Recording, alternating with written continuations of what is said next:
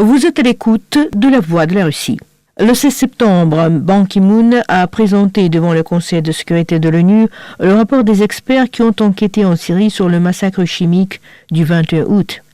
Le secrétaire général de l'ONU a qualifié des preuves de l'utilisation de gaz sarin à Damas de flagrantes et convaincantes. Le mandat des enquêteurs ne prévoyait pas d'ailleurs qu'ils puissent désigner les responsables de cette utilisation. Les détails du rapport de M. Ban nous dévoile le journaliste français et président fondateur du réseau Voltaire, Thierry Meyssan, dans l'interview recueillie par la correspondante de la Voix de la Russie, Victoria Isaeva. Le rapport qui a été présenté porte sur une seule question, savoir si du gaz sarin a été ou non utilisé en Syrie en général et dans la Ghouta de Damas en particulier. Et la réponse à cela est oui, il y a bien eu du gaz sarin, puisque les responsables des Nations Unies ont rencontré une cinquantaine de survivants. Ils ont fait des prélèvements de tissus humains qui ont été analysés et qui montrent, dans un grand nombre de cas, mais pas tous, que certaines personnes ont été contaminées au gaz sarin. Et d'autre part, sur place, dans la Ghouta, les observateurs ont récupéré des débris de missiles sol-sol qui ont servi à transporter ce gaz. Voilà. Il n'y a dans ce rapport que cela, et absolument cela, mais il n'y a rien sur l'ampleur des victimes, absolument aucun. Cette affaire n'est pas traitée, et il n'y a rien sur précisément chacun des 14 cas qui leur étaient présentés. Il n'y a d'investigation que sur l'affaire de la Ghouta. En fait, quand on a cette réponse, eh bien, on n'a que la réponse sur laquelle tout le monde était d'accord aujourd'hui.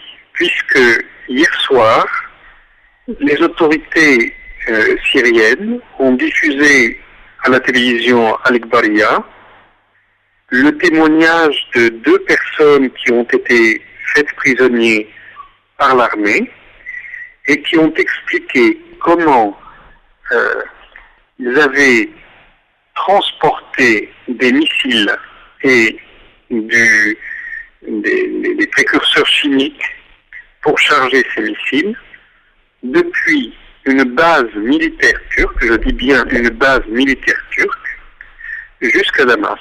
Donc, l'usage de gaz sarin est avéré.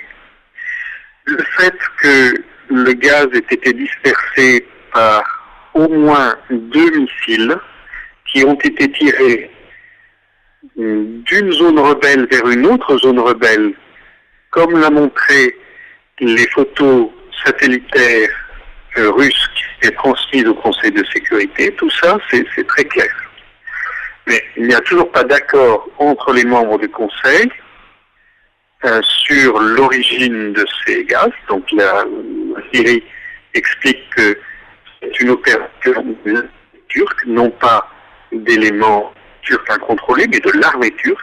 D'accord. Peut-on espérer que la communauté internationale poursuivra le processus de paix après ce rapport ? Certainement, parce que le processus de paix, c'est un accord entre la Russie et les États-Unis. Et on peut très bien voir que, très probablement, les États-Unis étaient informés, sinon plus, de ce que faisait l'armée turque.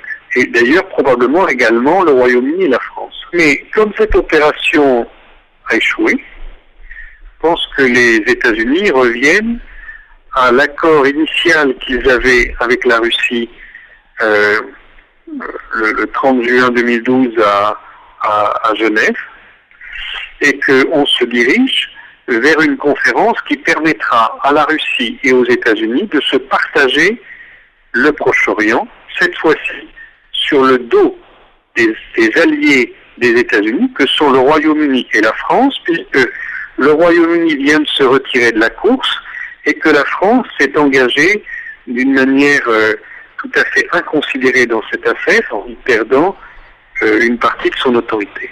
C'était l'interview recueillie auprès de Thierry Meyssan par notre correspondante Victoria Issaeva.